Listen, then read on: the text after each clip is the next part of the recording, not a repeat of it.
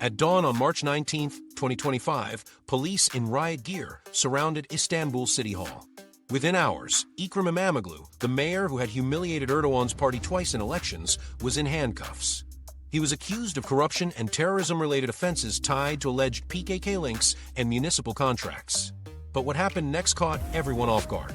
Instead of the usual silence that follows political arrests in Turkey, something unprecedented began building in the streets. By evening, tens of thousands had gathered, and what started as spontaneous outrage was transforming into something that could reshape Turkey's political future. The details of how this operation unfolded would prove crucial to understanding why it backfired so spectacularly. The midnight raid that changed everything. The operation began at first light when dozens of police officers stormed City Hall with arrest warrants, targeting İmamoğlu and key aides. They moved through the building's corridors with practiced efficiency, their boots echoing against marble floors as they made their way to the mayor's office on the 4th floor. Within minutes, Ekrem İmamoğlu stood in handcuffs as an officer read him charges that would reshape Turkey's political landscape. The formal charges read that morning included supporting the Kurdistan Workers' Party, commonly known as the PKK, money laundering through municipal contracts worth tens of millions of lira, corruption in public procurement processes, and organizing activities aimed at undermining state security. Each charge carried potential sentences ranging from 8 to 15 years in prison. The prosecutor's statement accused İmamoğlu of using his mayoral position to funnel money to terrorist organizations and of maintaining contact with individuals on Turkey's national security watch list. The timing was no accident. At dawn, most of Istanbul's 16 million residents lay asleep, and the city's usually bustling media landscape sat quiet. Government strategists had calculated that an early morning arrest would minimize immediate public reaction and allow state media to frame the narrative throughout the day.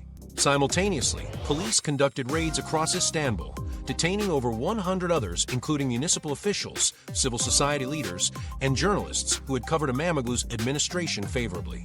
This coordination revealed the government's broader strategy. While İmamoğlu faced arrest at City Hall, authorities detained his deputy mayors, his communications director, and investigative reporters who had exposed corruption in previous AKP administrations. The simultaneous operations suggested months of planning and surveillance, with authorities seeking to decapitate Istanbul's opposition leadership in one swift operation. But within 30 minutes of İmamoğlu's arrest, photos and videos began circulating on WhatsApp groups across Istanbul. Someone inside City Hall had managed to capture footage of the mayor being led away in handcuffs, and this image spread faster than authorities had anticipated. By 4 a.m., the hashtag #FreeImamoglu had appeared on Twitter, despite the platform's restricted access in Turkey. Telegram channels used by opposition supporters began buzzing with activity as news of the arrest spread through encrypted networks. The government had executed similar operations dozens of times since 2016, targeting mayors, journalists, and opposition figures with terrorism charges. Previous arrests had typically resulted in muted public responses, with most citizens avoiding involvement in political demonstrations due to fear of government retaliation. Erdogan's administration had successfully normalized political arrests through years of systematic crackdowns, making each new detention seem routine rather than exceptional. Yet the first signs of difference emerged around 6 a.m. when small groups began gathering near Istanbul City Hall despite the early hour. University students from nearby Marmara University arrived first, followed by shopkeepers opening their businesses and commuters heading to work. These weren't organized demonstrations, but spontaneous expressions of anger from ordinary citizens who had learned about the arrest through social media. The symbolic power of arresting İmamoğlu at City Hall itself cannot be understated. This building represents the heart of Istanbul's municipal government and serves as a symbol of democratic representation in Turkey's largest city. By conducting the arrest there rather than at İmamoğlu's home, authorities sent a clear message about the reach of state power. They wanted to demonstrate that no elected office could shield opposition politicians from prosecution when they challenged Erdogan's authority. The terrorism charges carried particular political weight in Turkish society. Since the failed coup attempt in 2016, accusations of PKK support have been used to criminalize various forms of political opposition. The government's strategy involved painting İmamoğlu as a security threat rather than simply a corrupt politician, making it harder for his supporters to defend him without appearing to support terrorism themselves. However, the corruption and money laundering allegations revealed the government's desperation to find credible charges against İmamoğlu. Municipal audits conducted by state agencies in 2024 had found no evidence of significant financial irregularities in Istanbul's government. The contracts in question represented routine infrastructure spending on road repairs and public transportation improvements, projects that had actually saved the city money compared to previous AKP administrations. Money laundering accusations centered on İmamoğlu's decision to redirect municipal funds from luxury construction projects favored by AKP contractors to social housing programs for Istanbul's working-class residents. Government prosecutors argued that this redirection constituted an illegal transfer of public funds, though legal experts noted that mayors possess broad authority over municipal budgets under Turkish law. By 8 a.m., something unprecedented was happening on Istanbul's streets. Instead of the usual fearful silence that followed political arrests, crowds were growing larger and more vocal. Social media algorithms had amplified news of the arrest beyond the government's ability to contain it, and opposition supporters were sharing meet-up locations faster than authorities could monitor them. The government's calculation that this would be just another routine political arrest began unraveling as WhatsApp groups organized carpools to bring protesters from across Istanbul to City Hall. Unlike previous arrests that had targeted less prominent figures, İmamoğlu's detention had struck at the heart of Istanbul's political identity. He represented not just an opposition politician, but the man who had twice defeated Erdogan's candidates in elections that many Turks viewed as referendums on their city's future. Turkish authorities had prepared for some public reaction, but expected it to follow the familiar pattern of previous arrests. A few hundred protesters would gather, police would make some arrests, and within days the story would fade from public attention. Social media restrictions and state media coverage would gradually shift public focus to other issues, allowing the government to process İmamoğlu through the court system without sustained opposition. Instead, by 10 a.m., thousands of people had gathered in multiple locations across Istanbul. The protests weren't centrally organized, but emerged organically from neighborhood WhatsApp groups, university student associations, and professional organizations that had supported İmamoğlu's municipal policies. These diverse groups shared no formal coordination, yet found themselves united by anger over what they perceived as the criminalization of democratic opposition. The morning's events had taken on their own momentum. Videos of the arrest continued spreading despite government attempts to throttle internet speeds and block social media platforms. Opposition politicians began arriving at City Hall to address growing crowds, while international media outlets picked up the story and began broadcasting images of the protests to global audiences. By noon, what started as whispers shared through encrypted messaging had become organized resistance visible from satellite imagery. The government's routine political arrest had triggered something far beyond their expectations or control. But to understand why this particular arrest provoked such massive resistance, you need to understand the man at the center of it all, and the electoral victories that had made him Erdogan's most dangerous political opponent. Erdogan's electoral nightmare returns. İmamoğlu's rise began with the March 31, 2019 election results that shattered 25 years of uninterrupted AKP control over Turkey's most important city. He edged out Yildirim by just 13,729 votes, winning 48.77% to 48.61% out of nearly 9 million cast, but the psychological impact was massive. This unknown district mayor from the opposition Republican People's Party had achieved what seasoned politicians had failed to accomplish for decades. İmamoğlu entered the race as a virtual unknown outside his home district of Beylikdüzü. Political observers gave him little chance against Yildirim, a former prime minister and transport minister who had served at the highest levels of Erdogan's government. The AKP had poured massive resources into the Istanbul campaign, with Erdogan himself making dozens of appearances across the city's neighborhoods. State media coverage favored Yildirim heavily, while İmamoğlu struggled to gain attention from major television networks and newspapers. The shock of İmamoğlu's initial victory reverberated through Turkey's political establishment. Istanbul had been the crown jewel of AKP dominance since 1994, first under Erdogan's own mayoral administration, and then through a succession of party loyalists. The city's municipal government controlled a budget larger than many European countries and employed hundreds of thousands of workers. Losing Istanbul meant losing control over Turkey's economic engine and its most visible political platform.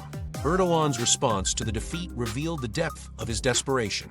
Rather than accepting the electoral outcome, the AKP filed formal complaints alleging irregularities in the vote counting process. The party's lawyers claimed that ballot box supervisors had been improperly appointed and that vote tallies contained mathematical errors.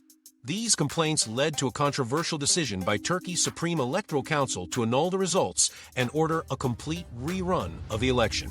The annulment decision sparked outrage among opposition supporters and international observers who viewed it as an unprecedented attack on democratic norms.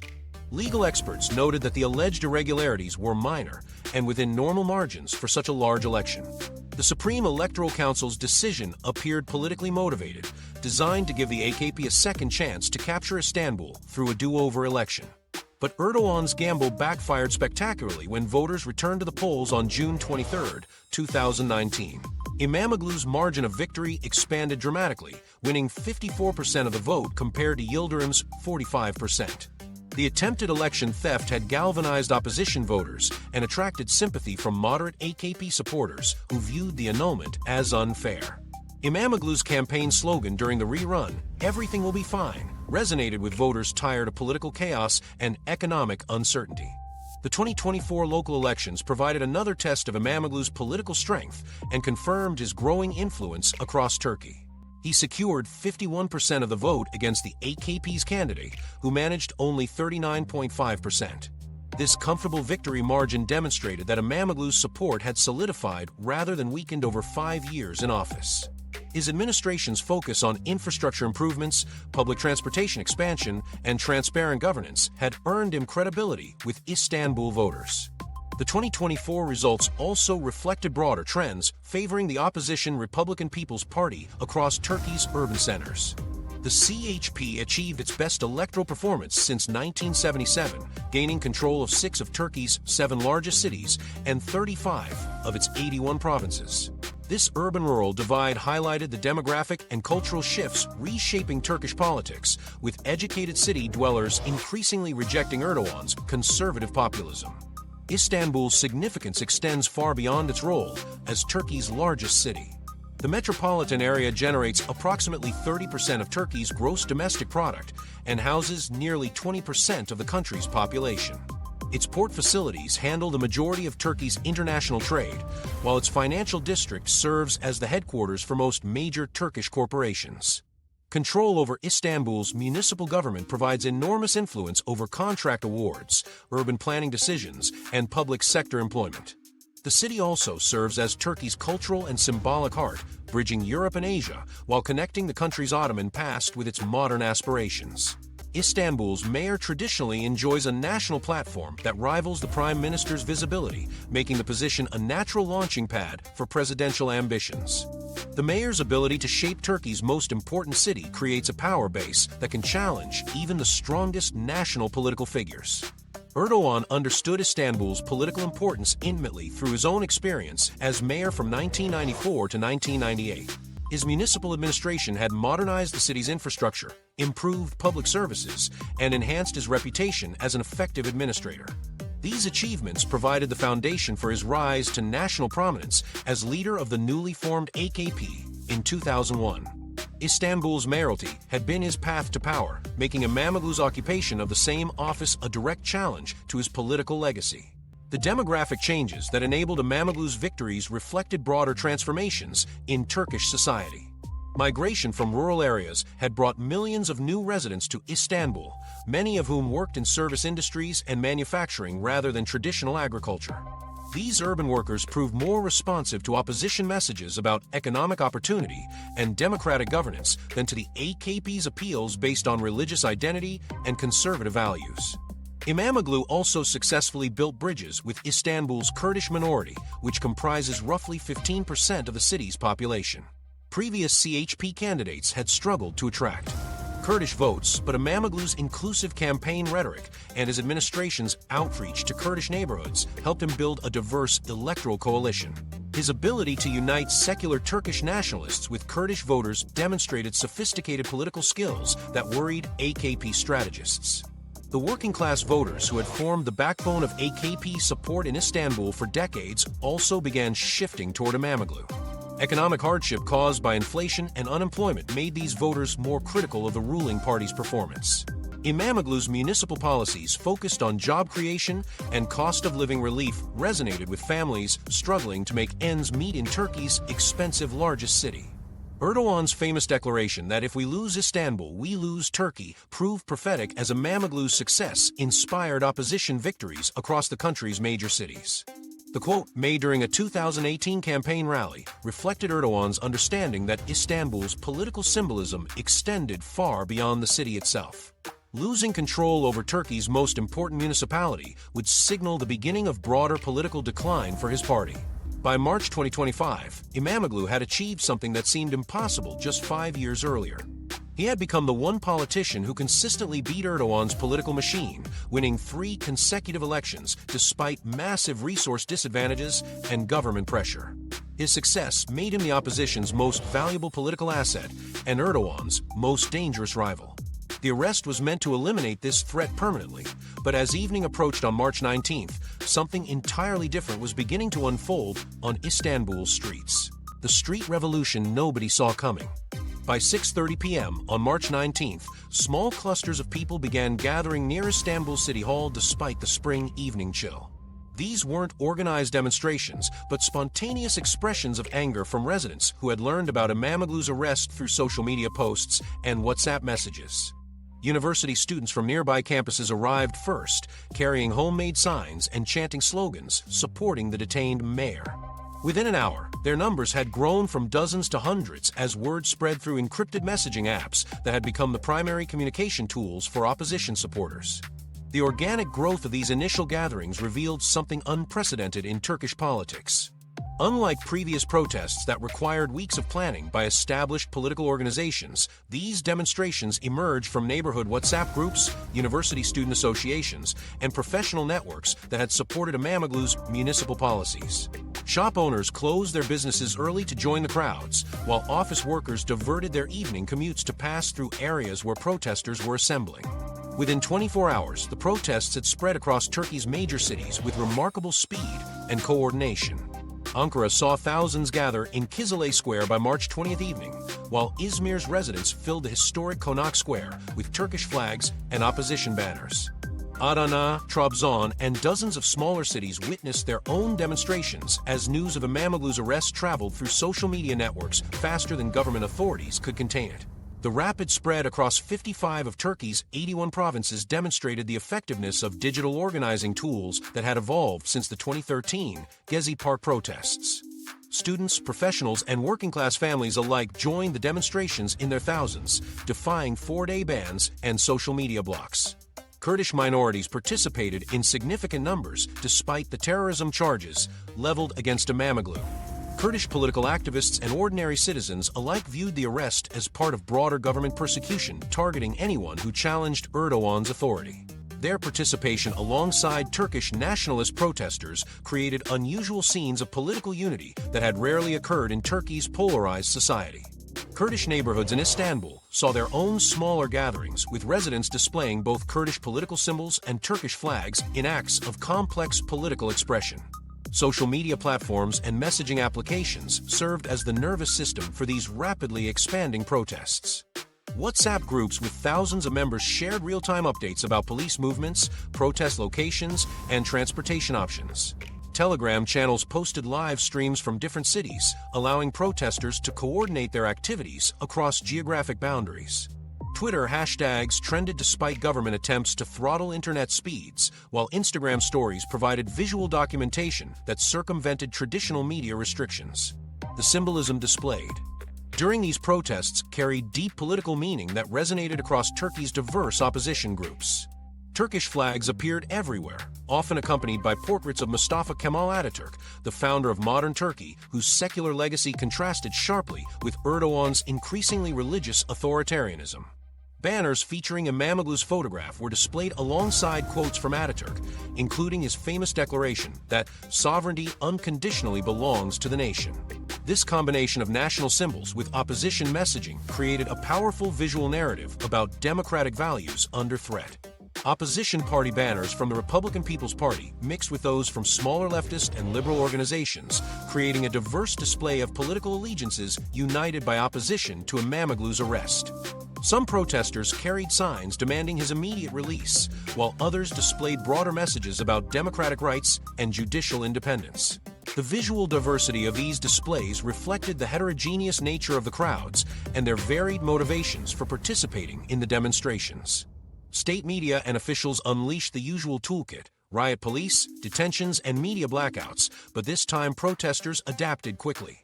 RTK slapped fines and temporary broadcast bans on multiple opposition outlets, including a 10-day block on Sözcü TV. The BBC's Mark Lowen was expelled on public order grounds, drawing international criticism. This miscalculation became apparent as crowd sizes continued growing rather than diminishing after the first few days.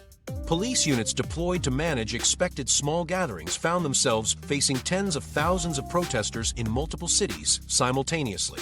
The government's standard playbook of limited arrests and media restrictions proved inadequate for managing demonstrations of this scale and geographic distribution. Different opposition groups found themselves cooperating in ways that had seemed impossible during previous political crises. The Republican People's Party worked alongside smaller leftist organizations, Kurdish political movements, and liberal civil society groups to coordinate protest activities and share resources. Trade unions provided logistical support, while professional associations offered legal assistance to detained protesters. This level of opposition unity had not occurred since the early days of the Gezi Park protests over a decade earlier. Party leader Özgür Özel described Imamoglu's arrest as a coup and referred to Imamoglu as "our next president," language that elevated the detained mayor's political status and framed his arrest as an attack on Turkey's democratic future. These statements helped transform what could have been viewed as routine political persecution into a broader struggle over Turkey's political direction. Dilik Imamoglu emerged as a crucial figure in sustaining protest momentum throughout the crisis.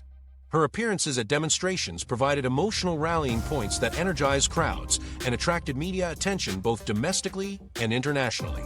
Speaking to protesters gathered outside Istanbul City Hall, she declared that Ekrem's arrest and suspension from office were aimed at intimidating him and the public. Instead, they have galvanized people across Turkey. Her presence transformed her from a political spouse into an active participant in Turkey's opposition movement. Her speeches combined personal appeals about her husband's treatment with broader political messages about democratic resistance.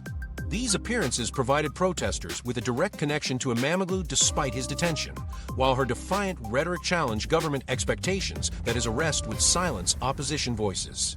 Her role demonstrated how family members of detained politicians could become political figures in their own right when circumstances demanded leadership.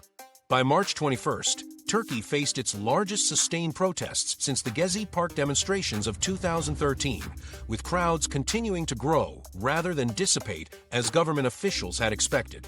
The scale and persistence of these demonstrations indicated that Imamoglu's arrest had triggered something far more significant than routine political opposition.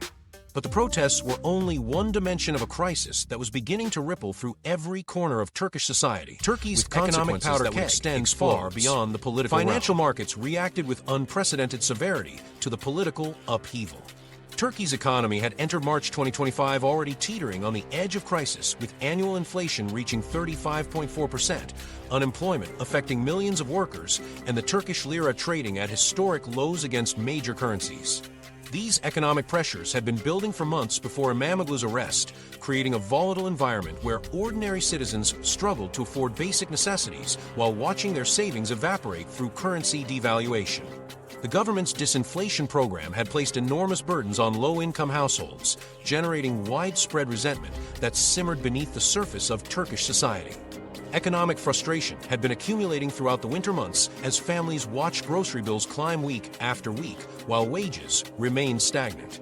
Small business owners faced impossible choices between raising prices and losing customers or maintaining prices while absorbing losses that threatened their survival. The construction industry, traditionally a pillar of Turkey's economy, had slowed dramatically as financing costs soared and consumer demand collapsed. These conditions created a powder keg of economic anxiety that needed only a spark to ignite broader social unrest. The Turkish lira's response to Imamoglu's arrest provided that spark in the most dramatic fashion possible. In the 3 days after his arrest, the lira plunged over 16%, reaching a record low of 42 lira per dollar that shattered previous benchmarks for economic instability.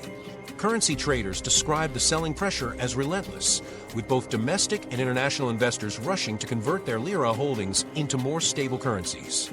The speed of this collapse caught even experienced financial analysts off guard, as the magnitude of the political uncertainty translated directly into economic panic. Turkey's central bank responded with emergency interventions, selling nearly $10 billion from the country's foreign currency reserves in a desperate attempt to stabilize the lira. These massive interventions represented roughly 15% of Turkey's total reserves, highlighting the severity of the crisis and the government's willingness to spend enormous resources to prevent complete currency collapse. Despite these efforts, the lira remained volatile throughout the following weeks, with daily fluctuations of 3 to 5% becoming routine rather than exceptional. The economic turmoil transformed abstract political grievances into concrete personal hardships that affected every Turkish household. Families planning major purchases watched their purchasing power evaporate in real time as imported goods became prohibitively expensive. University students studying abroad faced impossible financial pressures as their families' lira-denominated support became worthless in foreign currency terms. These immediate economic impacts gave protesters clear, tangible reasons to take to the streets beyond abstract concerns about democratic governance. Class dynamics shifted dramatically as economic anxiety united groups that had previously remained separate in Turkish society.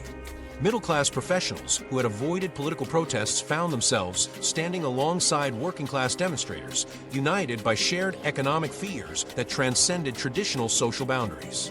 Engineering firms, law offices, and medical practices saw their employees request time off to attend demonstrations, while factory workers used lunch breaks to organize carpools to protest sites. This cross-class solidarity reflected the widespread nature of economic hardship affecting Turkish society. Professional associations that had maintained political neutrality for decades began issuing statements criticizing the government's handling of both the political crisis and its economic fallout. The Istanbul Chamber of Commerce, traditionally reluctant to engage in political disputes, published a statement expressing concerns about the impact of political instability on business confidence. Medical associations, engineering societies, and teachers' unions coordinated their responses in ways that had not occurred since the early days of the AKP's rule. Turkey's business community watched the unfolding crisis with growing alarm as they calculated the costs of sustained political instability. Major corporations postponed investment decisions while waiting for clearer signals about the country's political direction. Foreign partners began requesting additional guarantees before proceeding with planned joint ventures, while domestic suppliers struggled with currency fluctuations that made long-term contracts nearly impossible to honor. The Istanbul Stock Exchange's BIST 100 index fell by almost 9% in the days following Imamoglu's arrest, reflecting investor pessimism about Turkey's near-term prospects. Small and medium-sized enterprises faced even more severe pressures as they lacked the resources to hedge against currency risks or absorb sudden cost increases. Restaurant owners watched food costs soar as imported ingredients became more expensive, while retail shops struggled to maintain inventory as suppliers demanded payment in foreign currencies. These businesses formed the backbone of Turkey's economy and employed millions of workers whose jobs now seemed increasingly precarious. Economic hardship made ordinary citizens more willing to accept the risks associated with political protest. Previous government crackdowns had discouraged many Turks from participating in demonstrations due to fears about job security and personal safety. However, the economic crisis had already threatened these same concerns, making the additional risks of protest seem more acceptable compared to the certainty of continued economic deterioration. Workers who had avoided political involvement found themselves with little left to lose as their economic situations became increasingly desperate. International investors responded to the crisis by accelerating capital flight from Turkish markets.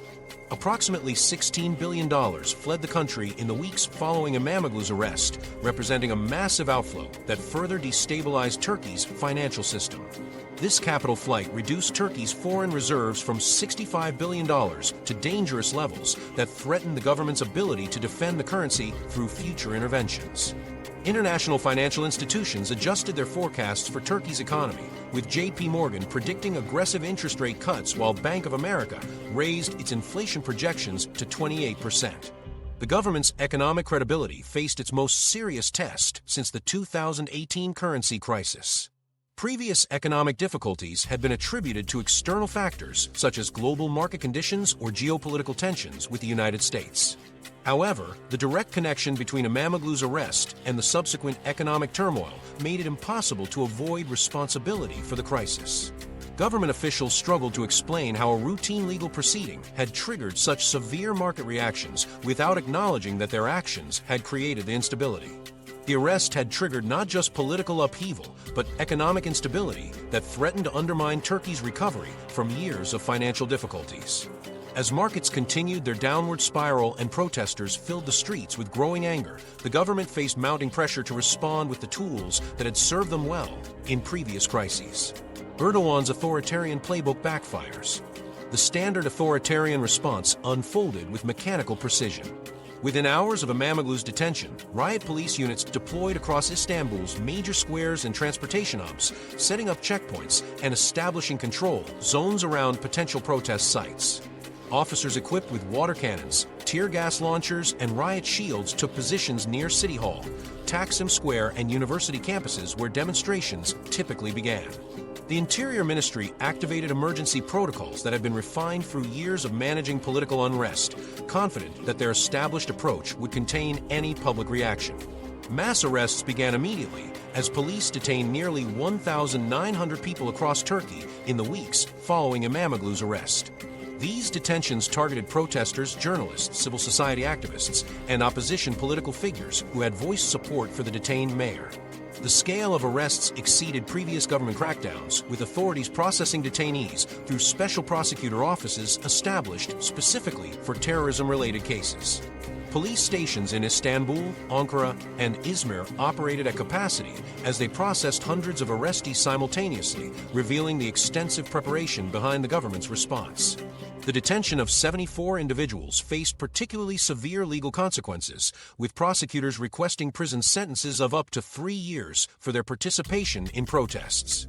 These cases moved through Turkey's specialized terrorism courts, where defendants face charges of supporting terrorist organizations and undermining state security.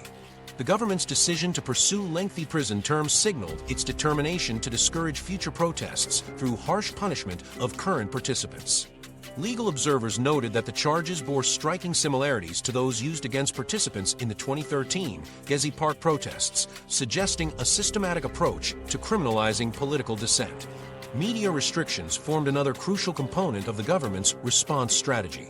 Authorities imposed a 4-day ban on public demonstrations in Istanbul, while simultaneously restricting access to major social media platforms including Twitter, YouTube, and Instagram. The Radio and Television Supreme Council imposed broadcasting bans and financial penalties on television stations that provided extensive coverage of İmamoğlu's case. Sazku TV received a 10-day broadcasting ban accompanied by accusations of incitement, while 4 other television stations faced substantial fines for their reporting.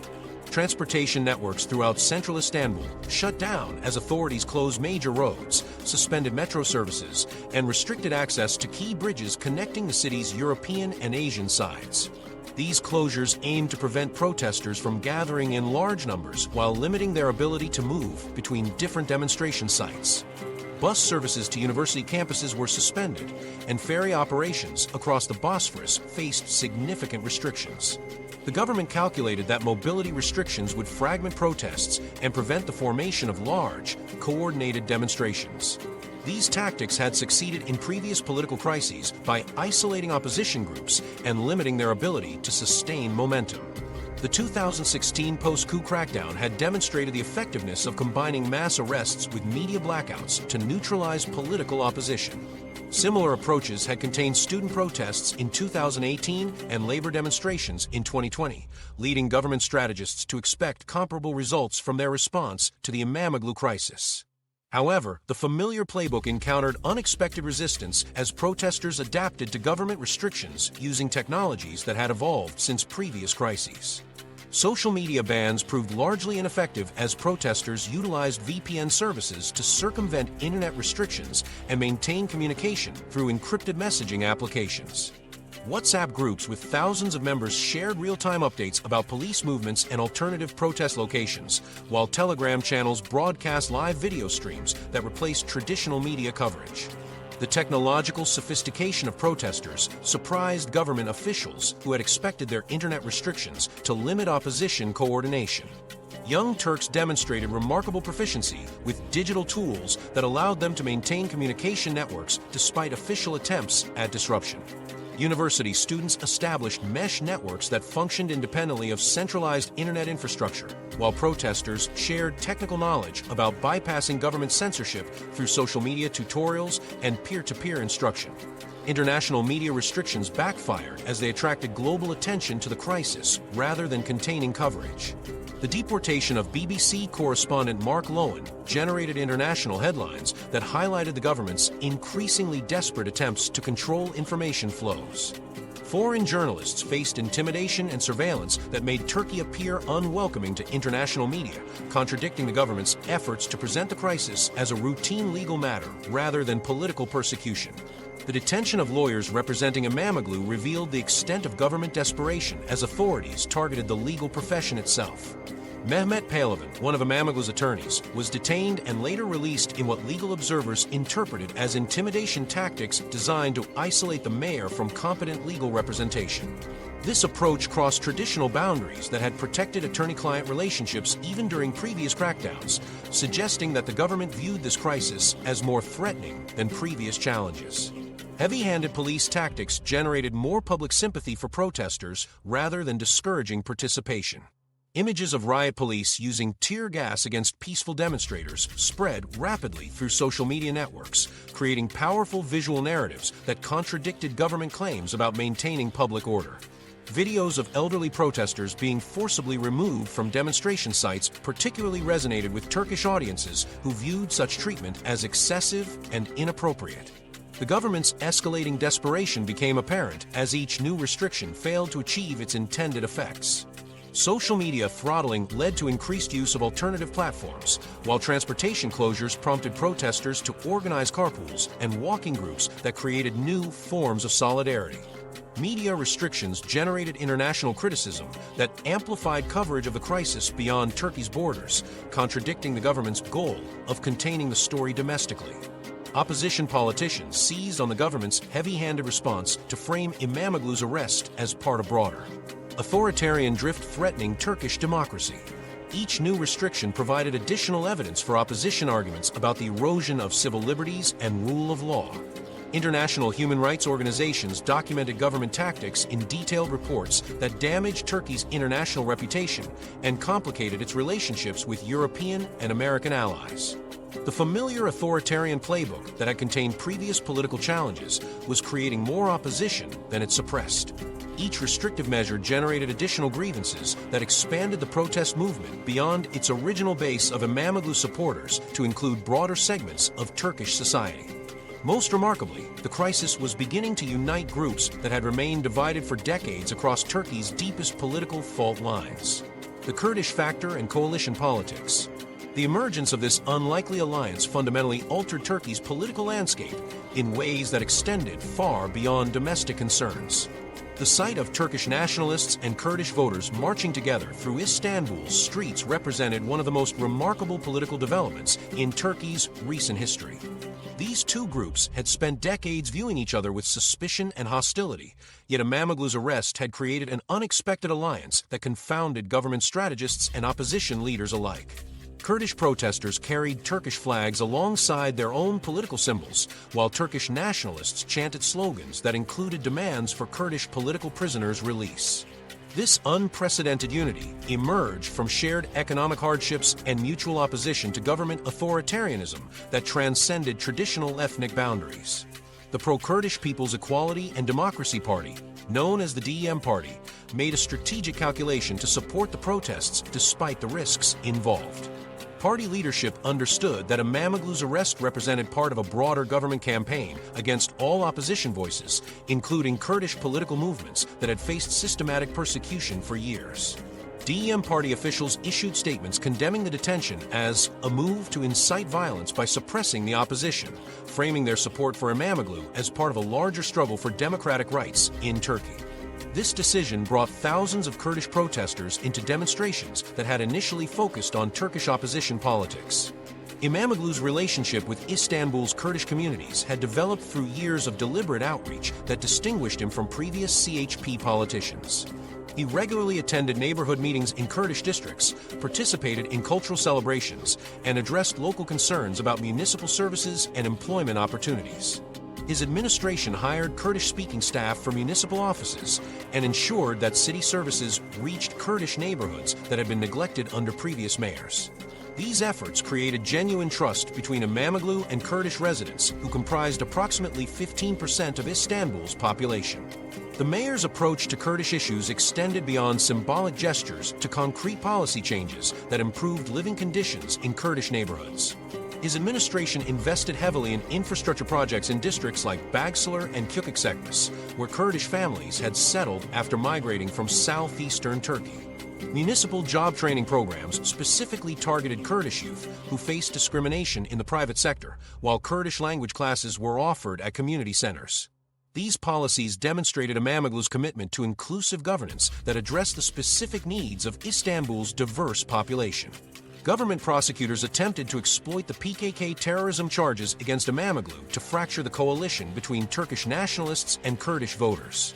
Officials calculated that accusations of supporting the Kurdistan Workers' Party would alienate nationalist voters who viewed the PKK as a terrorist organization threatening Turkey's territorial integrity.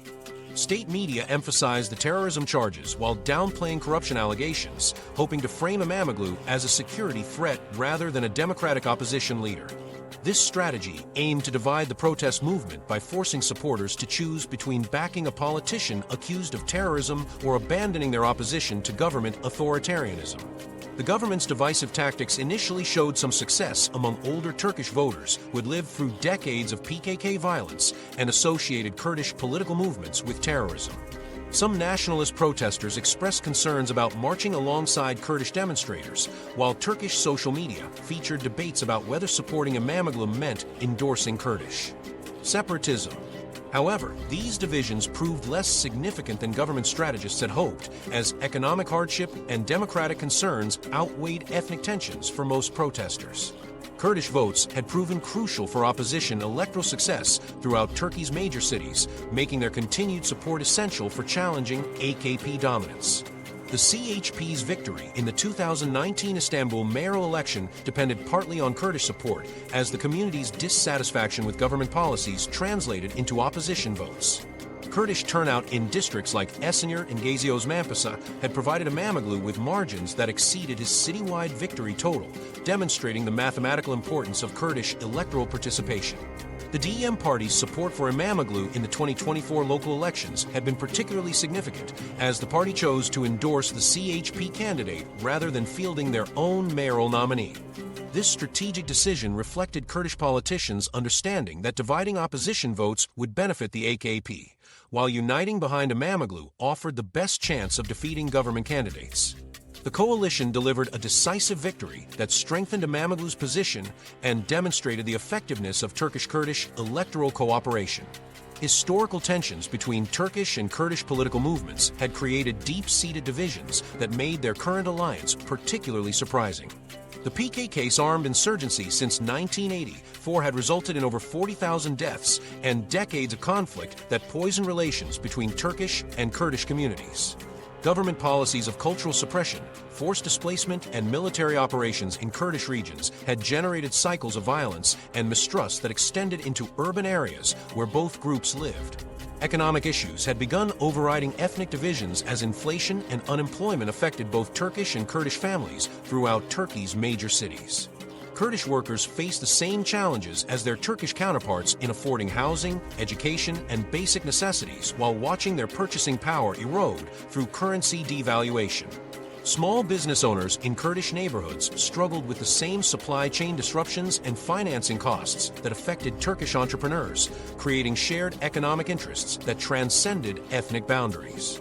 The southeastern provinces where Kurdish populations concentrated responded to the Istanbul protests with their own demonstrations that supported imamoglu while addressing local grievances.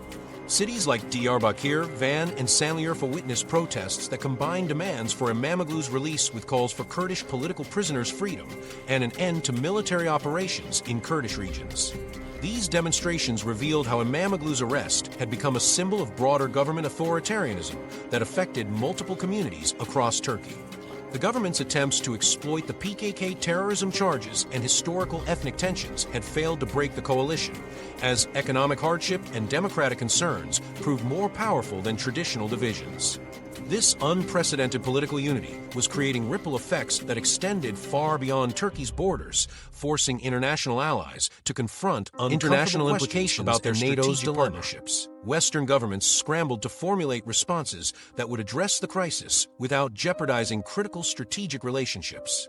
NATO member states found themselves caught between competing priorities as imamoglu's arrest exposed fundamental tensions between democratic values and strategic interests. The alliance's response revealed deep uncertainty about how to balance criticism of Turkish authoritarianism with the need to maintain Turkey's participation in collective defense arrangements. Foreign ministers from major NATO countries issued carefully worded statements expressing concern about democratic backsliding while avoiding direct condemnation that might push Turkey further away from Western institutions. Turkey's strategic value to NATO extends far beyond its membership dues and troop contributions to alliance operations. The country controls access to the Black Sea through the Bosphorus and Dardanelles Straits, giving it enormous influence over maritime routes crucial for both commercial shipping and military operations. Turkey's border with Syria and Iraq places it at the center of Middle Eastern conflicts that directly affect European security, while its proximity to Russia makes it a vital intelligence-gathering platform for Western agencies. The Incirlik Air Base hosts American nuclear weapons and serves as a launching point for operations across the Middle East, making Turkish cooperation essential for maintaining U.S. strategic presence in the region. The ongoing Ukraine conflict had elevated Turkey's importance to Western security calculations in ways that complicated responses to the domestic political crisis. Turkey's control over Bosphorus Strait access allowed it to restrict Russian naval movements while maintaining diplomatic relationships with both Moscow and Kyiv that made it valuable as a potential mediator. Turkish drone technology had proven crucial to Ukrainian military success, while Turkey's grain corridor agreements with Russia helped prevent global food shortages that could destabilize multiple regions. These strategic contributions made Western allies reluctant to jeopardize Turkish cooperation through harsh criticism of imamoglu's arrest. The European Union faced particularly complex calculations as it attempted to balance human rights concerns with practical migration management needs. Turkey's role in preventing Syrian and Afghan refugees from reaching European borders had become essential to EU political stability, with the 2016 migration deal providing approximately €6 billion in exchange for Turkish cooperation in managing refugee flows. EU officials worried that harsh criticism of imamoglu's arrest might prompt Turkey to abandon migration agreements and allow hundreds of thousands of asylum seekers to cross into Greece and Bulgaria. This strategic vulnerability forced European leaders to moderate their responses despite widespread concern about Turkish democratic backsliding. Germany's decision to halt delivery of Eurofighter jets to Turkey represented one of the few concrete policy responses to the crisis, though this action carried its own strategic costs. The suspended arms deal worth billions of euros reflected German parliamentary pressure to respond to Turkish authoritarianism, yet it also complicated NATO interoperability and potentially pushed Turkey toward alternative suppliers, including Russia and China. Other European nations faced similar dilemmas as they weighed symbolic responses against practical consequences for alliance cohesion and regional stability. American military installations in Turkey created additional complications for U.S. policymakers attempting to respond to the political crisis. The Incirlik Air Base housed American nuclear weapons and served as a crucial platform for Middle Eastern operations, while intelligence sharing agreements provided the United States with valuable information about Russian activities and Middle Eastern developments. Any deterioration in U.S.-Turkish relations could jeopardize access to these facilities and force expensive relocations of military assets to alternative locations with less strategic value. Turkish diaspora communities across European capitals organized massive protests that brought international attention to İmamoğlu's detention while creating political pressure on host governments. Demonstrations in Berlin, Paris, Amsterdam, and London featured thousands of Turkish expatriates demanding their governments take stronger positions against Erdogan's authoritarianism. These protests gained support from European civil society organizations and opposition political parties who viewed Turkish democratic backsliding as a threat to broader European values. The visibility of diaspora activism made it difficult for European governments to ignore the crisis despite their strategic interests in maintaining Turkish cooperation. Russia and China recognized opportunities to exploit Western uncertainty about Turkey's political crisis through increased diplomatic engagement and economic cooperation offers. Russian officials maintained regular contact with Turkish counterparts while offering alternatives to Western partnerships that had become strained. Chinese investments in Turkish infrastructure projects provided alternatives to European funding that came with democratic governance conditions. Both countries calculated that Turkish alienation from Western institutions could create opportunities for expanding their influence in a strategically vital region. Chinese diplomatic initiatives included offers of increased trade cooperation and Belt and Road Initiative participation that could reduce Turkey's dependence on European markets and American technology. Russian energy partnerships offered alternatives to diversified supply chains that European sanctions had disrupted, while military cooperation agreements provided options for Turkish defense procurement that bypassed NATO's standardization requirements. These alternatives gave Turkey additional leverage in its relationships with Western allies while creating new, strategic complications for NATO planning. Turkey's authoritarian drift had begun affecting its value as a NATO member through reduced intelligence sharing, decreased participation in alliance exercises, and diplomatic conflicts with other member states. Turkish military personnel faced restrictions on accessing certain NATO facilities due to security concerns, while Turkish diplomatic positions increasingly aligned with Russian and Chinese interests rather than Western priorities. These developments raise questions about Turkey's long-term reliability as an alliance partner and whether continued membership remained beneficial for NATO's collective security goals. The international diplomatic crisis was unfolding simultaneously with an equally intense battle for control over information and public perception. While Western allies debated their responses in closed diplomatic channels, the Turkish government was implementing comprehensive measures to shape how citizens understood the unfolding events through every available communication channel. The social media war and information battle, Twitter restrictions and Instagram blocks triggered an immediate digital arms race between authorities and protesters. Within hours of İmamoğlu's detention, authorities restricted access to major social media platforms while simultaneously deploying sophisticated bot networks and fake accounts to flood remaining channels with pro-government messaging. The Radio and Television Supreme Council moved swiftly to impose broadcasting restrictions and financial penalties on media outlets that provided extensive coverage of the arrest and subsequent protests. Opposition supporters responded by downloading VPN services at unprecedented rates, with usage increasing by over 400% in the days following İmamoğlu's arrest. Protesters shared technical tutorials through encrypted messaging apps, teaching less tech-savvy users how to bypass government internet throttling and access blocked platforms. Government authorities attempted to block popular VPN services, leading to an escalating cycle where protesters switched to alternative services faster than authorities could identify and restrict them. Encrypted messaging applications became the nervous system of the protest movement, replacing traditional communication channels that government surveillance could easily monitor. WhatsApp groups with thousands of members shared real-time updates about police movements, protest locations, and transportation alternatives when public transit was restricted. Telegram channels provided secure platforms for organizing carpools, distributing legal aid information, and coordinating protest activities across multiple cities. Signal and other encrypted apps gained millions of new Turkish users as protesters sought communication methods that government agencies could not easily intercept.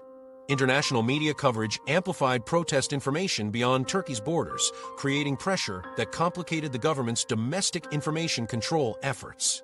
Foreign journalists provided alternative perspectives that contradicted state media narratives, while international news outlets gave global visibility to events that Turkish media faced restrictions in covering. The BBC, CNN, and other major international networks dedicated significant coverage to the protests, making it impossible for the government to contain the story within Turkey's information ecosystem. This international attention created diplomatic pressure while providing Turkish citizens with alternative information sources through satellite television and online platforms. The generational divide in information consumption became starkly apparent as younger Turks demonstrated remarkable digital proficiency in circumventing traditional media controls.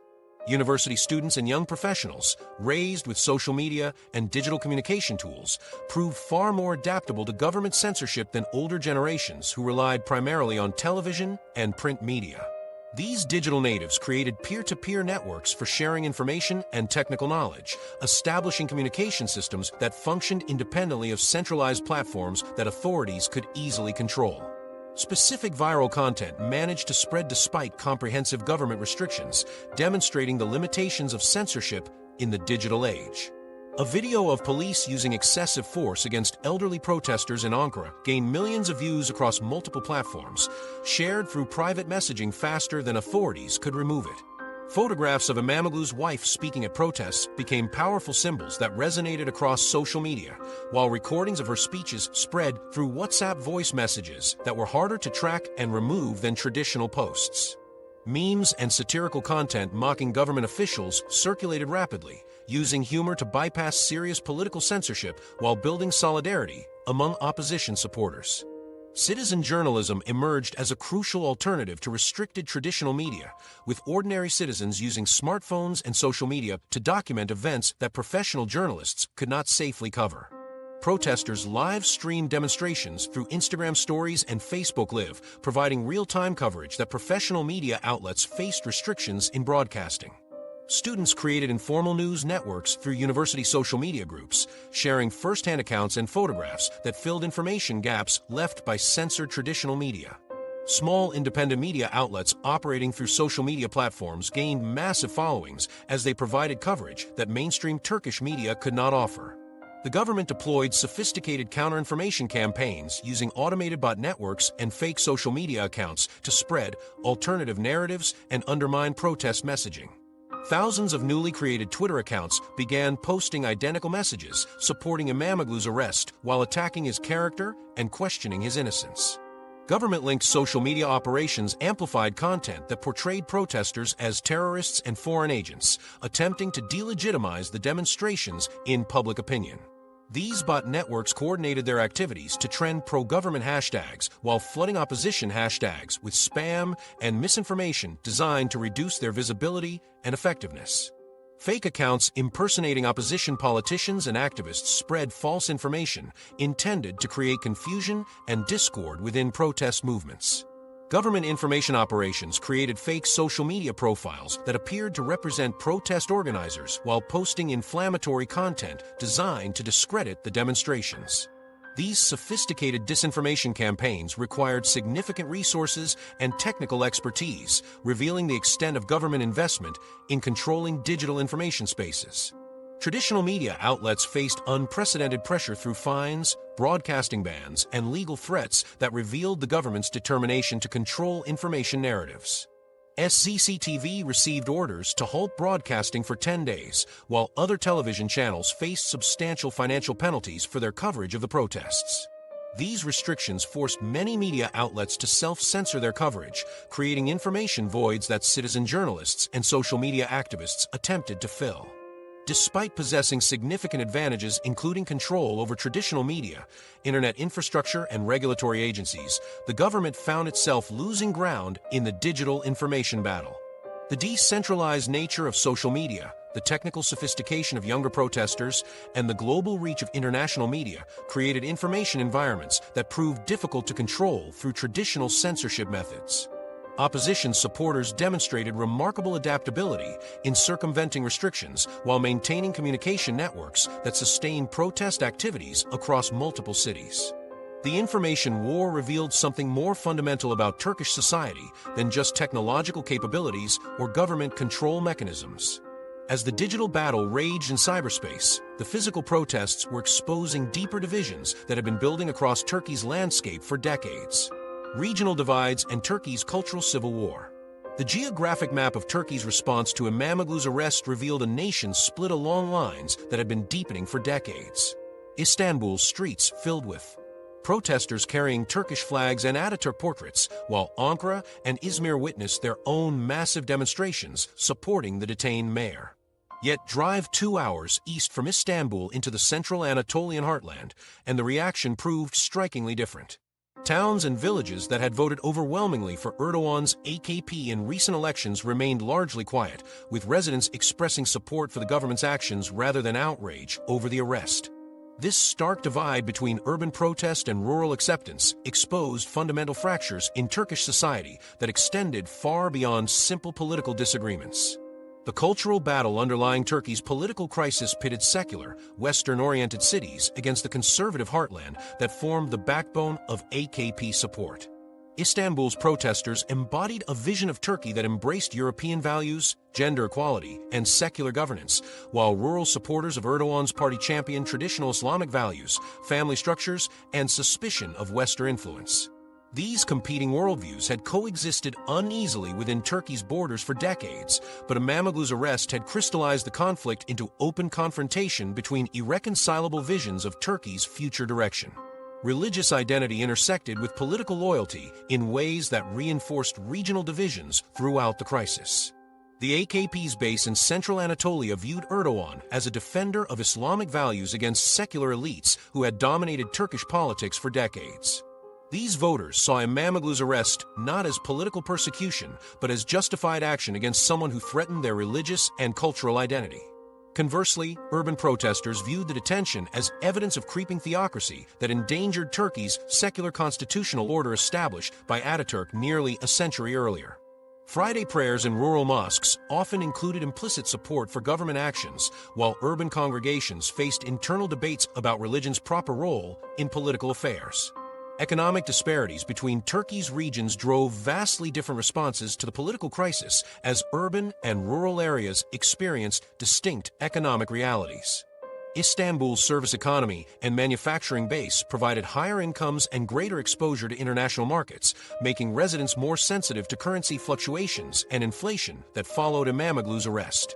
Rural economies based on agriculture and traditional industries face different challenges, with government subsidies and infrastructure investments providing some insulation from broader economic turmoil. These economic differences shaped political perceptions, as urban residents blamed government policies for their financial struggles, while rural voters credited AKP programs for improvements in their living standards. Voting patterns from the 2024 local elections had predicted this geographic divide with remarkable accuracy. The Republican People's Party captured mayoralties in Turkey's 6 largest cities while losing decisively in rural provinces that supported AKP candidates by margins exceeding 60%. Istanbul's election results showed Imamoglu winning overwhelmingly in educated, secular neighborhoods while losing in conservative districts populated by rural migrants who maintained traditional voting patterns. These electoral maps revealed the persistence of cultural and economic divisions that had shaped Turkish politics for decades, making the country's response to Imamoglu's arrest entirely predictable along regional lines. State media coverage played dramatically different roles in urban versus rural information environments, creating parallel universes of political understanding that reinforced existing divisions. Television channels controlled by the government-dominated rural media consumption, presenting Imamoglu's arrest as necessary action against corruption and terrorism.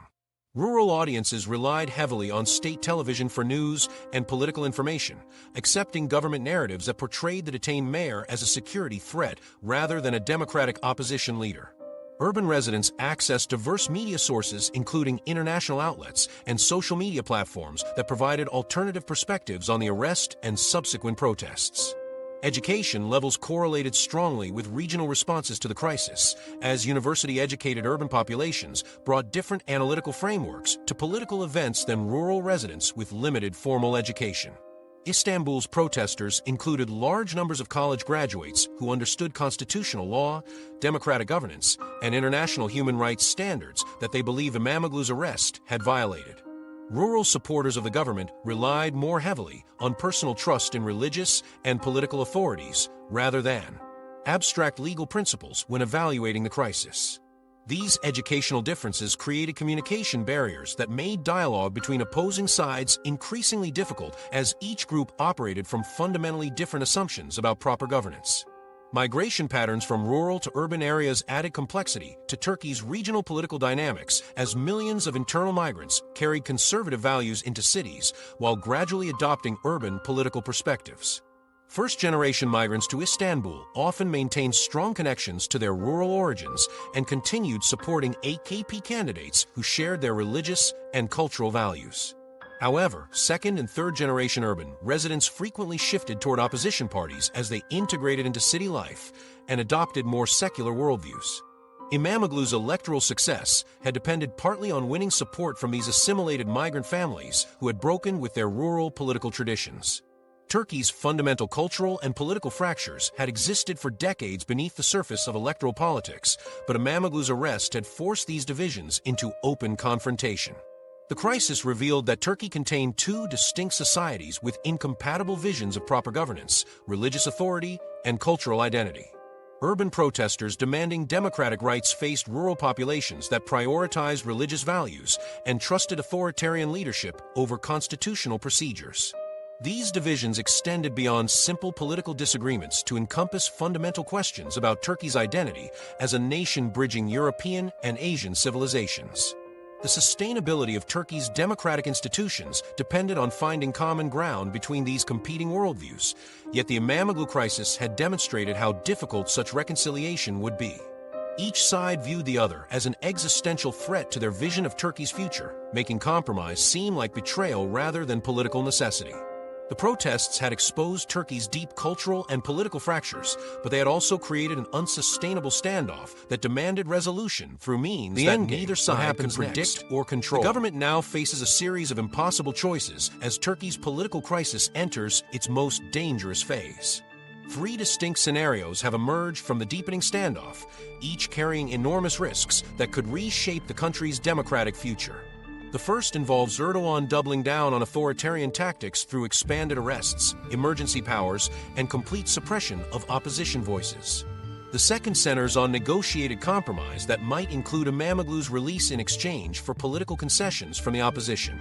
The third and most perilous scenario involves external intervention to resolve the crisis, following historical precedents that have shaped Turkish politics for decades. Erdoğan's strategic calculations have narrowed to two primary options as protests continue spreading across major cities despite weeks of violent crackdowns. He could escalate repression through emergency declarations that would suspend constitutional rights and allow mass arrests of opposition politicians, journalists, and civil society leaders. This approach would mirror tactics used successfully in previous crises, but risks triggering international sanctions and economic collapse that could undermine his popular support. Alternatively, his administration could seek face-saving compromises that might include releasing İmamoğlu while maintaining some charges or negotiating political reforms that address opposition concerns without admitting wrongdoing. Government officials privately debate whether the protests have grown too large to contain through traditional repression or whether sufficient force could still restore order. Opposition leaders engage in heated internal debates about escalation strategies that reveal fundamental disagreements about confronting authoritarian rule. The Republican People's Party under Özgür Özel favors continued peaceful protests combined with international pressure campaigns designed to isolate the government diplomatically and economically. More radical opposition factions argue for civil disobedience campaigns, including general strikes and tax resistance that could paralyze government operations. The pro-Kurdish DEM party faces particularly difficult calculations about whether continued alliance with Turkish opposition groups serves Kurdish interests or exposes their communities to government retaliation. These strategic disagreements threaten to fracture the opposition coalition at the moment when unity seems most crucial for challenging Erdoğan's rule. Economic pressure mounts on the government as the Turkish lira continues its historic decline while foreign investment flees the country at unprecedented rates. The central bank's foreign currency reserves have dropped to dangerously low levels as officials spend billions attempting to stabilize the currency through market interventions. International credit rating agencies have placed Turkey under review for potential downgrades that would increase borrowing costs and complicate debt refinancing. Business leaders who previously supported the AKP begin expressing private concerns about political instability affecting their operations and international partnerships. These economic pressures create incentives for political resolution even as they reduce the government's resources for managing the crisis. The Turkish military's historical role as guardian of secular democracy adds another layer of complexity to the unfolding crisis. Turkey has experienced 4 military interventions since 1960, with the armed forces traditionally stepping in when civilian politicians threatened constitutional order or national unity. Senior military officers remain publicly silent about the current crisis, but their private communications suggest growing concern about political polarization and economic instability that could weaken national security. The 2016 failed coup attempt resulted in massive purges of military leadership, yet remaining officers face pressure from both government loyalists and opposition supporters who view military intervention as potentially necessary for resolving the standoff. International pressure for political resolution intensifies as NATO allies and European partners calculate the strategic costs of continued Turkish instability. The United States faces particular dilemmas as military cooperation agreements require stable Turkish partnerships, while democratic values demand criticism of authoritarian practices. European Union officials privately threaten to suspend economic cooperation programs while publicly maintaining diplomatic engagement designed to encourage political dialogue. The Council of Europe has issued formal statements condemning İmamoğlu's arrest as politically motivated, while the European Parliament prepares resolutions calling for targeted sanctions against Turkish officials responsible for democratic backsliding. These international pressures create additional incentives for compromise while limiting the government's options for complete suppression of opposition voices. The 2028 presidential election timeline affects all political calculations as both government and opposition forces recognize that the current crisis will determine the electoral landscape for Turkey's most important political contest. Erdogan's decision to arrest İmamoğlu appears motivated partly by concerns about facing a popular opponent who has already demonstrated ability to defeat AKP candidates in competitive elections. The opposition views İmamoğlu's detention as evidence that the government fears losing power through democratic means and is willing to criminalize political competition to maintain control. Early election scenarios remain possible if the crisis destabilizes the government sufficiently, though constitutional procedures for calling such elections remain controlled by pro-government institutions. Erdogan's personal political survival instincts, honed through decades of crisis management, suggest he will exhaust all options before accepting defeat or significant concessions. His rise to power required navigating military pressure, economic crises, and international isolation, while maintaining popular support through strategic concessions and tactical retreats. Previous political crises demonstrated his willingness to make temporary compromises when necessary, while positioning himself for future counterattacks against opponents. His decision to arrest İmamoğlu represents either supreme confidence in his ability to control the resulting crisis or a fundamental miscalculation about the scale of opposition response his actions would generate. The current standoff has reached unsustainable levels that threaten Turkey's economic stability, international relationships, and internal security, regardless of how political leaders choose to proceed. Continued protests disrupt commerce and tourism, while currency instability undermines business confidence and consumer spending. International isolation could jeopardize Turkey's NATO membership and European Union partnership negotiations that provide crucial economic and security benefits. The polarization between government supporters and opposition forces has created social tensions that threaten to escalate beyond peaceful political competition into more dangerous forms of conflict. Turkey stands at a crossroads where fundamental choices about democratic governance, economic stability, and international alignment will determine the country's trajectory for decades to come. The resolution of İmamoğlu's case has become symbolic of broader questions about whether Turkey will continue its authoritarian drift or begin democratic restoration. The stakes could not be higher, and the consequences of these decisions may extend far beyond Turkey's borders to reshape regional politics and global democratic norms.